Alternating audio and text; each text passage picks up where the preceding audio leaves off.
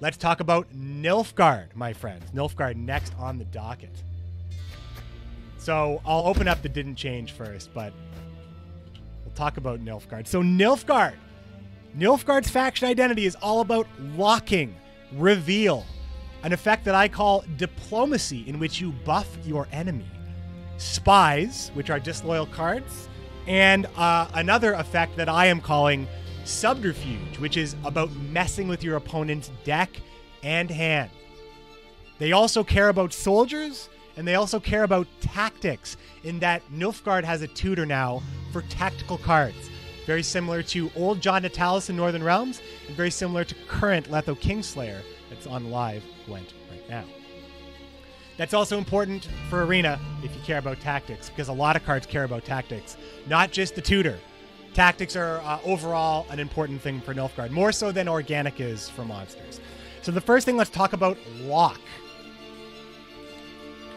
Nilfgaard has a very, very great control core in that they really care about locks. They have very basic bronze units like the Alba Armored Cavalry. It's a 5 provision card, 3 strength body that locks a unit. So that premium animation sound effect makes me sad. But it locks a unit. So it's a high rate for the strength that you're getting, but you also get the lock effect. So that's important. Now, maybe this is only important because we think that there's going to be a lot of cards that have Death Wish or a lot of cards that have Order. And you would be right. There are a fair amount of cards that do those things. But there are also going to be a lot of decks that don't really care about locking. So why would you still go ahead and play a lock archetype for Nilfgaard? Well, there are cards that care about locked cards that don't even care if there's an ability. One example is the Slave Driver. Now, this tooltip is wrong. Slave Driver is a 4 strength card. Sorry, a 4 provision card with a 2 strength body that damages an enemy by 2, but if this unit is locked, it damages the enemy by... Now, in the tooltip it says 1. I have tested this card and I can say that it does at least 4 damage. I believe it tops out at 4 damage.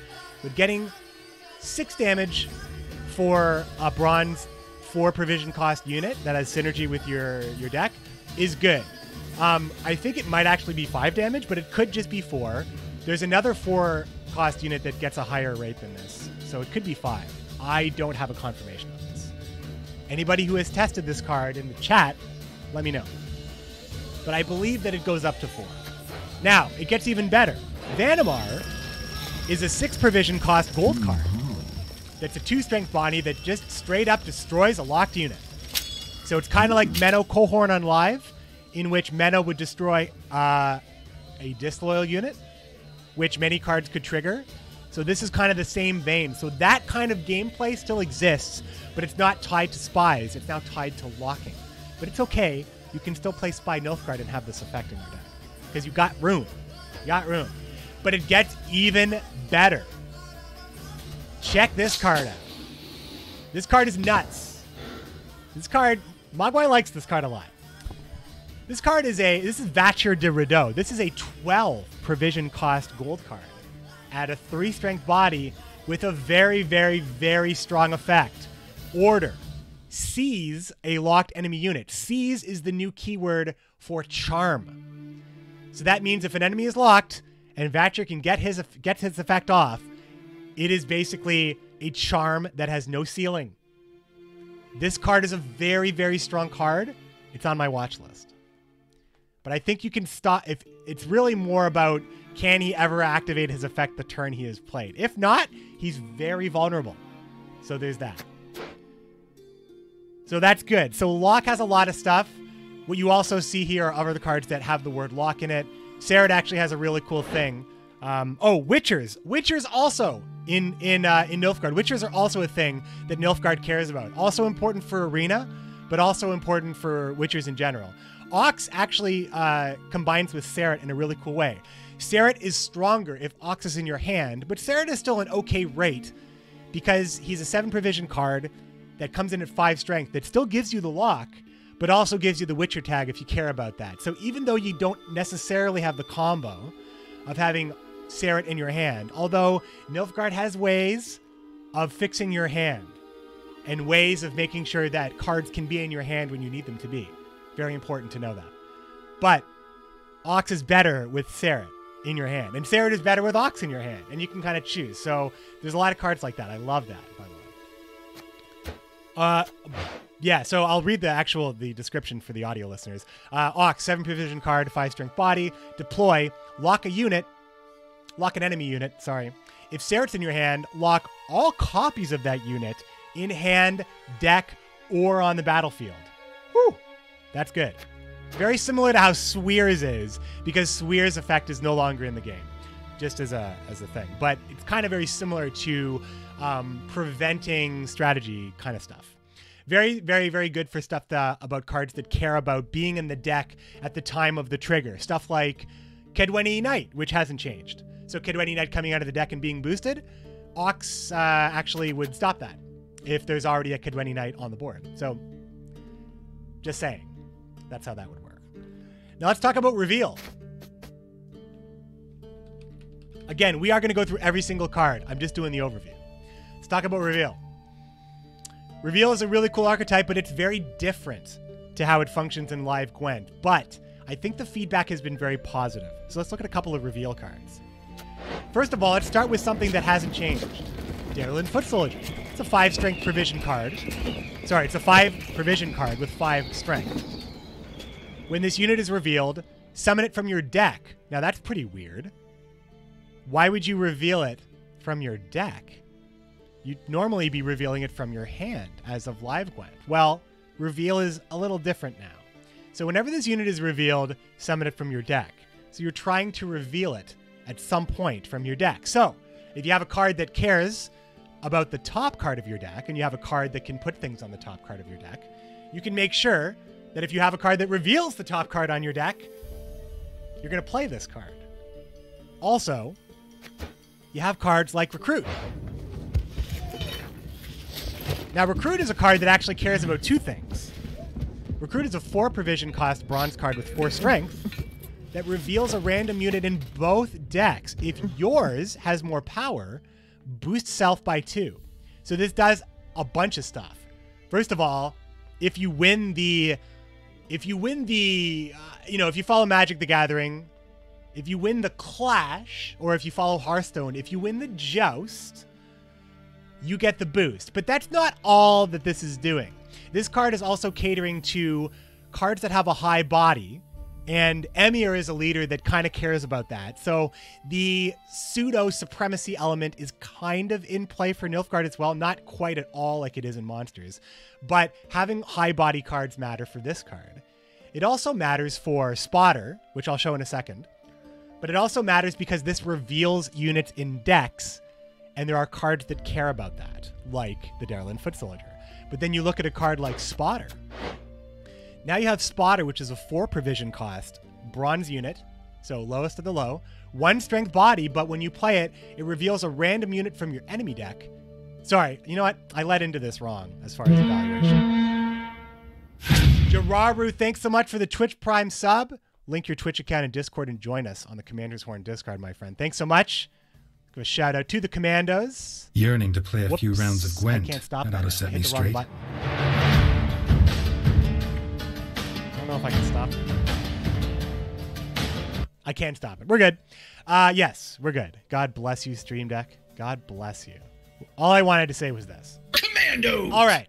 So Spotter actually reveals a random unit from your enemy deck and boosts self by the power. So that's not actually what I meant to lead into, but it's important that I show this because it's still reveal-based. Because there are cards like Mangonel that are still in the game that damage when things are revealed in any way or form.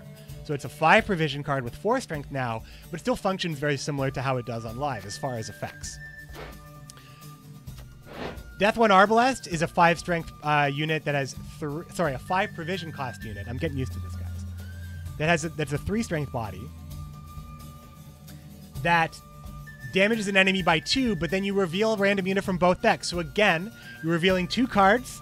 That's important for Mangonel's trigger. You're revealing a card from your deck. That's important for Darylin Foot Soldier's trigger. And if your unit has more power, so you're playing for higher units, you actually get an extra bonus out of this card too. Plus, 4 strength is a good removal piece. So that's reveal. That's reveal in a nutshell. Oh, wait. I want to show you my favorite reveal card, though, first. Imperial Golem. Check out this tooltip. 8 provision cost gold card, 12 strength body. Deploy, reveal the top unit from the enemy deck and damage itself by its power, and then shuffle it back. Pretty cool, huh? It's extra cool when I tell you that Emir's leader ability is resetting a unit. And there's a lot of cards that reset units still. But I'll get into that later. Because resetting units is also a Nilfgaard thing. Actually, Nilfgaard has a lot of stuff. So let's talk about an effect that I call diplomacy. So this is not a keyword in game. Sorry, I actually stay in this deck order here. This is not a keyword in game, but this is an effect where you are actually boosting units on your opponent's board. So I can't really search the keyword, but I can show you Nilfgaardian Knights. Nilfgaardian Knight is a really cool card now. It's a 5 provision cost bronze unit with 7 strength that when you deploy it, it boosts an enemy by 2.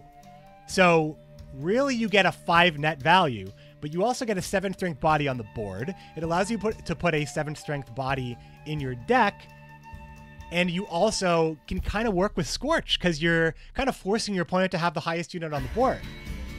You're also running units that probably reset buffs.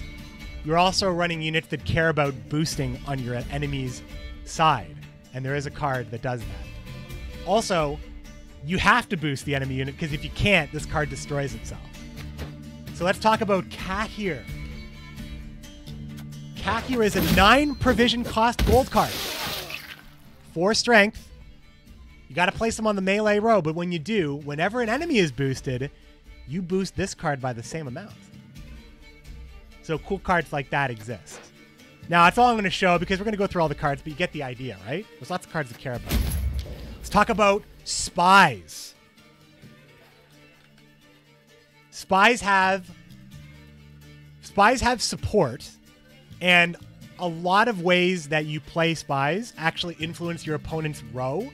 So there's a lot of support for spying, but at the same time, you're not going to see a lot of spy cards at the same time. So I would say that spying, while it's very cool, and I imagine we're going to see more cards in the future about spying, there are very few cards that actually do interact with spying. But that actually means that you can run spying in almost any Nilfgaard deck if it's an effect you like, because it's pretty strong and you can fit it in because it's fairly low cost. Don't pay attention to Vernon right now. Let's just look at the Nilfgaard cards that care, and the neutral cards that care about spying. So you saw Prince Willem on the dev stream. So he's a neutral spy. So there is that. So you could run him in this deck. But you also have cards like Impera Enforcers. Tried and true card, very similar to how it is on live. 5 strength provision cost, 4 strength card. 5 provision cost. Order, damage an enemy by 2. Gain 1 charge whenever you play a spying unit, and it starts with a charge.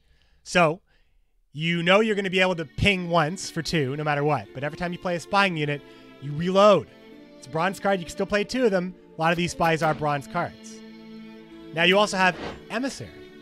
Emissary is a 6 provision card, 1 strength spy that functions very similar to how Ambassador currently functions. But you boost an ally by 7 in this situation. But it also triggers for spies. It also triggers for boosts. So there's that as well. Rot Tosser is a very, very, very strong card for its cost. I'm paying a close attention to this card. This card's pretty strong. 5 strength unit.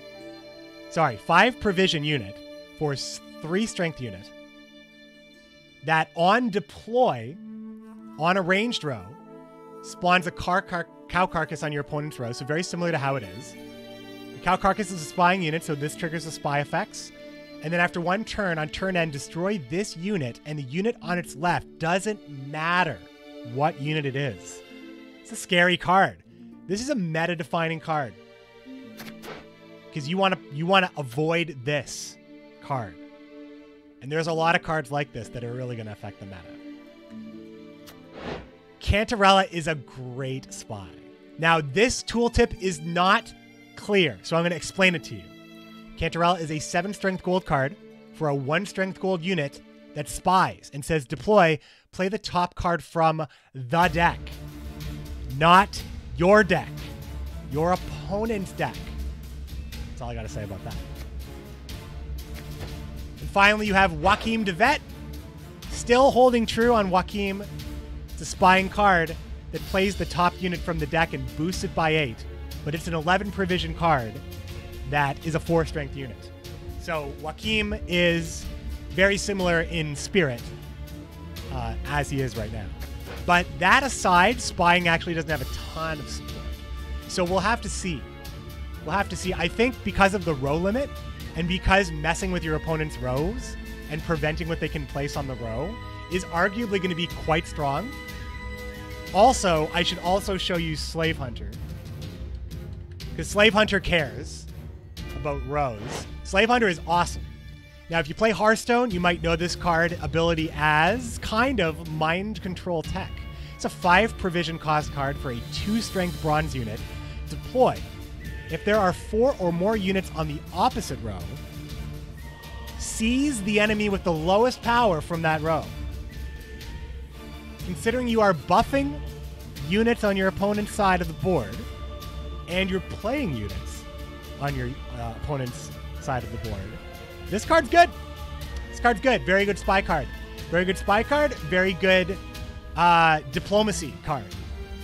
So as you can see, a lot of cards are multi-synergy, which is really, really important because when you're choosing how to fill out your deck with the lower cost cards, you get really cool cards like this that do work in different situations.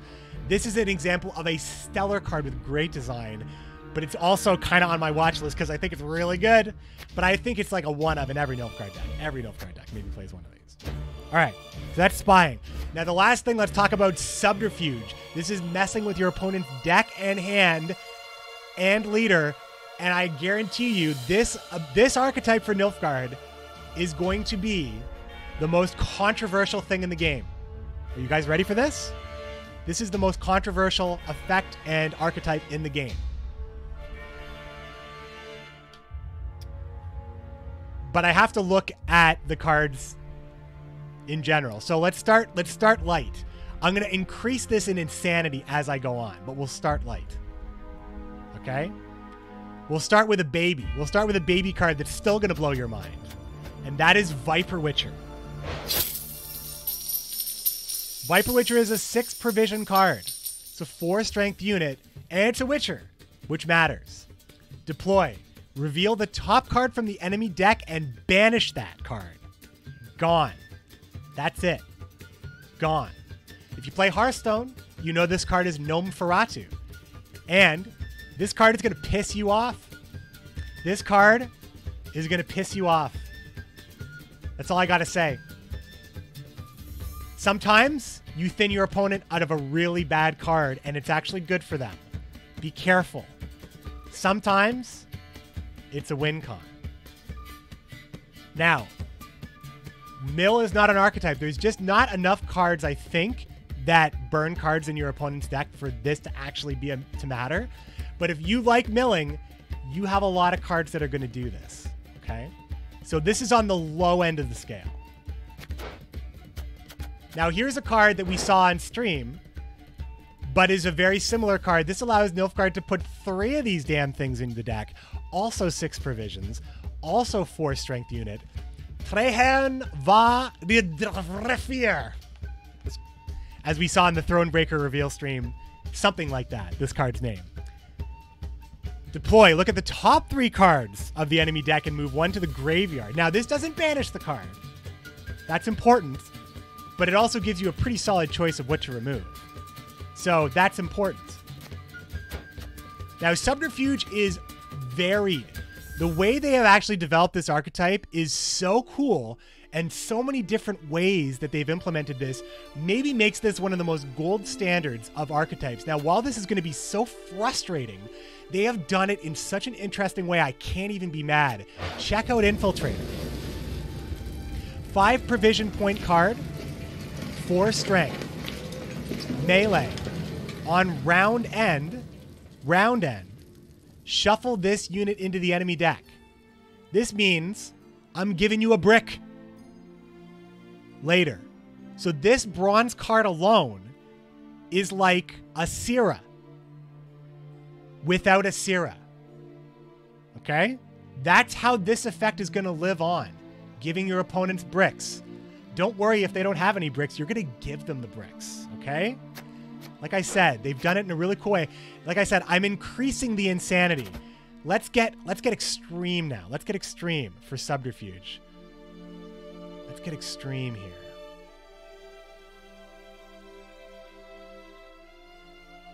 What's the one? Okay. I'm going to show you 2 more cards that are going to blow your mind. Blow your mind in order.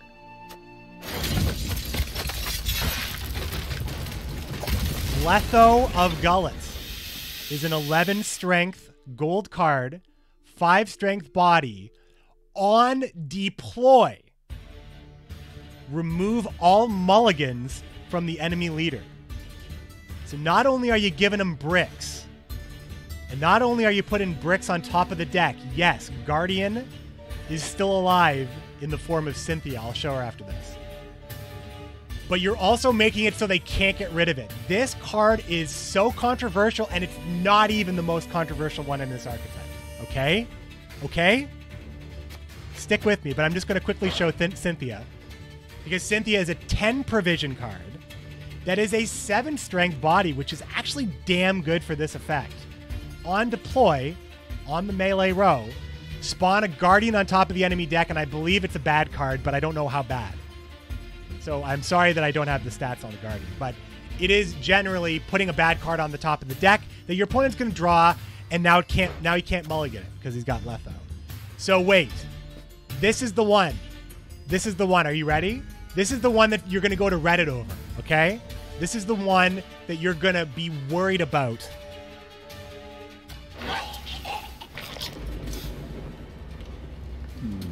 Usurper is a Nilfgaard leader. He only has 1 mulligan, but when the battle starts, your opponent can't use their enemy leader at all. End of story. So we're talking about stuff like Eridan, which has a really strong build-around effect. We're talking about stuff like Unseat Elder, which has a really strong build-around effect. And there's a bunch of leaders I haven't shown you yet that have really strong build-around effects. Usurper takes control to another level. If you're running Usurper, and you're running subterfuge cards like Viper Witcher and Letho, and you're running shutdown cards like Walk and all the things that care about Walk, you have one of the craziest control decks in the game. Now, Nilfgaard isn't the only faction that does control really, really well. And I think that there are still decks that can play against Usurper pretty damn well. And if Usurper is meta, there are decks that are probably going to function fine. But you can still mess with your opponent's decks and draws, and that's important. All right? Now, the flavor on this card is mwah. That's all I got to say. But it's definitely a scary card. But I admire CD Projekt Red's bravery. If you were worried about boring cards, I'm sorry, dudes. This is a statement. This card is a statement.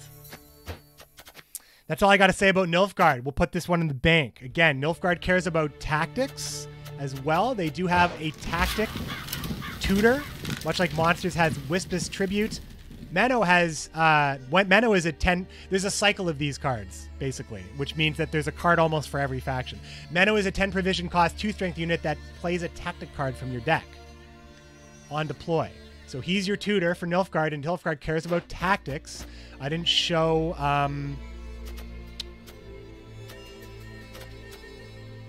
hold on. There's a card that cares about tactics. Which one is it? What's the card that cares about tactics? Can't remember right now, but there is one, and it's like a bronze. Here, Fire Scorpion. Here you go. 4 provision cost, 3 strength unit for Nilfgaard that has an order. Damage unit by 1. Gain 1 charge whenever you play a tactic card. So there is a card that cares about tactics. Also, there is Stefan Skellen. Stefan Skellen is a 9 provision gold card with 5 strength that spawns and plays a copy of a tactic you've already played this turn. So he does it on order. So you have to play him the turn ahead, and then next turn you can play a tactic twice, basically. Pretty cool card. Pretty cool card. All right, that's Nilfgaard. We'll wrap up Nilfgaard. We're going to move on to Northern Realms, my friends. I don't know why I'm leaving the deck builder, dude. We have a long time to spend. Oh, wait, but one last thing. I'm so sorry. This is the thing I want to do at the end of everything, is to talk about the cards that didn't change at a very high level. Those cards, as an effect at a very high level, the cards that haven't changed are, let's go actually in order of lowest to highest. Well, Dareland Foot Soldier, I just removed it from the deck by accident. Impera Enforcers. Morvaran Voorhees as a leader is currently like John Calvert. Look at the top 3 cards of your deck and play one. Mangonels are spiritually the same. Raw Tosser, Slave Hunter, Runestones, like I said. Peter Sar Gwenlev is spiritually the same. Emissary is very much like Ambassador. Vreemd is very much like Sentry, only a gold card now. Albrecht is very much like Stefan Skellen on Live. Vicovaro Medic is a special card now, but functions in the same vein. Asira is very similar to Asira, actually, but you can only shuffle 1 card into the enemy deck or 1 card into your deck from the graveyard, but you gotta choose. Shylard is not in the game, but the reason why I put him... Sorry, Shylard's in the game.